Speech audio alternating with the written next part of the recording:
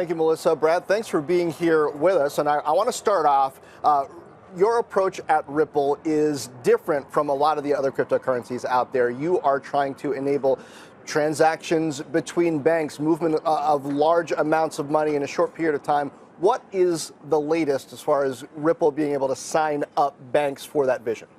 Well, it's really been an incredible 2018 for us. We're now signing up more than one bank to a production contract per week. So that it's really accelerated over 2017. We announced this morning that we signed the largest bank in Kuwait, the National Bank of Kuwait. So it continues to build, momentum continues to build. And the dynamic there is there's network effects. The more participants, the more value in joining. And so we're seeing that momentum build. At the same time, a lot of people, when they think of cryptocurrencies, they think of Bitcoin. You staked out arguably a different tack on that. You're trying to be useful and practical is the line that you're saying. But as I look at the charts, XRP, your currency, and Bitcoin are kind of moving very tightly correlated to one another. So what does that do to your story and the ability to sign up institutions like banks for using this for what they hope will be a stable platform? I think it's an important question. And I think from the earliest days, Ripple kind of staked out a space that said, look, we're not anti-government. We're not working against the banks. We're not trying to circumvent regulation. Instead, we're trying to work with the system. We think the blockchain revolution is really happening, can happen from within the system. It's not going to be attacking the system. So I think you're also right that there is a lot of correlation right now between the entire crypto digital asset market, and you're not seeing that differentiation. I think that's just a matter of time as people better understand the different use cases, as people better understand the utility and the problem that's being solved with these different digital assets. There's obviously been a lot of noise, a lot of hype, and I think it's incredibly important that we stay grounded in, like, what's the real problem? Who's the customer? What's the value being created by solving that problem for those customers? Brad, we're here. Nice to see you again. Yeah, good to see you. We just came off stage. Absolutely, it was very good. That was interesting. Well done. Thank you. No, thank you. Well done. There was a really loud bit of music in the background, but we got through it. We managed to talk about Nostra Vostros and your announcement today. I think, as you pointed out, the music and the thumping was all about excitement around what we're doing with XRapid. Absolutely. So, Brad Garlinghouse, CEO of Ripple, you had an announcement today. Do you want to remind us what it is? Yes, we are very excited. You know, we've seen a lot of continued investment in the XRP ecosystem, but we, Ripple, wanted to go beyond that even, and we're working with 17 universities around the world where we're funding $50 million, contributing that to those universities to further the investment in blockchain, in crypto. Yeah, this really is the workforce of the future. And I think there's so many different ways these technologies can be used to catalyze industries, to change the way global commerce is flowing. And I think using these technologies for that workforce of the future could really change the future. And this is about addressing some of the perceived centralization as well a little bit. Like you would see them running validators and things like that? Certainly some of the universities we're working with are going to be running validators. It was important to us that this was really a philanthropic effort, and it wasn't just a, hey, you know, we're going to do X, Y, and Z, and we want you to do these things. It was really stepping back, and it's one of the reasons why we didn't even require the research and some of there's a Ripple fellowship launching at the University of Pennsylvania. You know, it's not even required that it's just focused on XRP. It's, look, we want to understand blockchain technologies broadly. We want to further the research and further the usage of those broadly. So you guys, two core products, XRapid and XCurrent. So XCurrent being the one that people probably know, it's the cross-border fiat to fiat, and XRapid is based on XRP, the digital asset, the natively digital asset. So we separated those two on stage. I think we got through them. We talked about the business case for liquidity management and so on.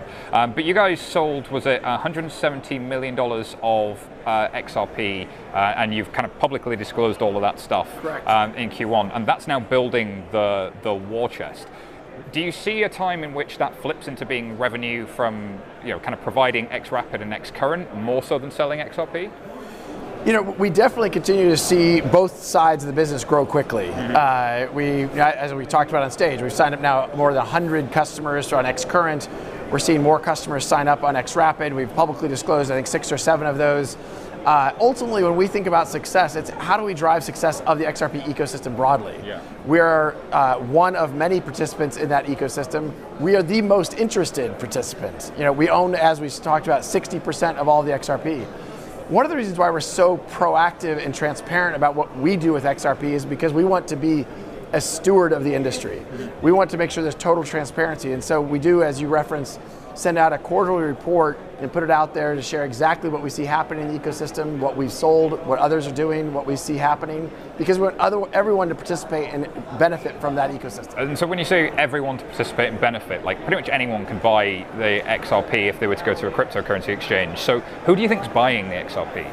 Well, I think I can't know who's buying XRP on Bitstamp or Kraken because it's their customers. We certainly see more institutional interest. We Ripple, we sell a little bit of XRP ourselves directly. Those are with institutional investors, institutional players. But one of the things I think is exciting to see change a little bit in the crypto industry broadly, and we talked about this on stage, is I feel like 2 years ago, the use case for crypto was kind of all about Silk Road or Alphabay. And now you're seeing more and more people talk about, well, now crypto is all about the speculator. And I think that's true, but I think it's also an evolution. So is crypto for the speculator, or is it really latterly actually for somebody else? Is it for the institutions, do you think, longer term? Or would you prefer to see it go there, maybe? Many industries are, let's choose a commodity like gold, let's choose a commodity like oil. Speculators are part of those ecosystems, and they're an important part because they're providing liquidity to those ecosystems. So many industries have speculators who participate. Ripple is focused on how do we enable a institutional use case. Yeah. We aren't trying to, I actually was quoted publicly as saying I cringe when people talk about promoting a digital asset. Mm-hmm. Ripple never tries to promote XRP as a digital asset. We try to demonstrate its usefulness in product flows and solving a real problem. But you're in an organization, I think, where a lot of the founders have a lot of XRP. There's a lot of potential for conflict and that sort of thing. Your clients are the banks. How do you get them comfortable with the idea that you hold a lot of XRP and that XRP's price isn't going to be volatile, that there's not going to be any compliance challenges coming down the road? How do you get them there? Well, the first thought is, in terms of the potential conflicts you described, that assumes that we actually could control the price of XRP, which I would say we can't. If you were to dump a lot of it on a market, though. Yeah, we actually now, as I think you probably know, we have it tied up in escrow, and so we really can't even do that. But it's important, I think, for any healthy market to not have a player controlling the market. And I made a comment, not on stage, but separately. Ripple, the company, had our best quarter ever in Q1. We signed up more than a bank a week to production contracts. And production contract means that they intend to switch on XCurrent or XRapid? Real flows, well, XCurrent or XRapid, yes, but real flows, real money, not experiments. And what's the balance there? Is it mostly XCurrent still? It's still mostly XCurrent, for sure. And I think you're starting to see, we just launched XRapid in the market, Q3, Q4 last year. So the point I wanted to make, though, is in a quarter where we had a record quarter and signed up more than a bank a week, the price of XRP went down 70%. Mm-hmm. So I think that the idea that these correlated. Look, if the whole ecosystem is successful, you and I have talked about this informally before, but I think that the problem you see in the ICO market is so many of these tokens don't have usefulness. Mm-hmm. The long-term value of any digital asset will be derived by the usefulness of that digital asset, by the utility it delivers. And there's a gap between when it's initially available and when it becomes useful. There's this period of time. Do you feel that speculators have been burned, and do you feel like there are sensible steps that the market as a whole should be taking to kind of... Have speculators been burned? Massively. There have been outright frauds, right? We've all read about these things, and I also made the comment, experiments in blockchain or white papers are not a business model. Mm-hmm. And for those that are focused on investing in those spaces, I would offer a lot of caution. Mm-hmm. I think Ripple has been successful in part because we've been very focused on let's solve one set of problems for one set of customers, and we've gone very deep there, and our momentum there has, I think, served us well. It is. Brad, thank you so much for being on FinTech Insider and Blockchain Insider with us. I'm sure we'll bump into you soon. And where can people find out more about you? Ripple.com. Thank you for being with us. Check us out.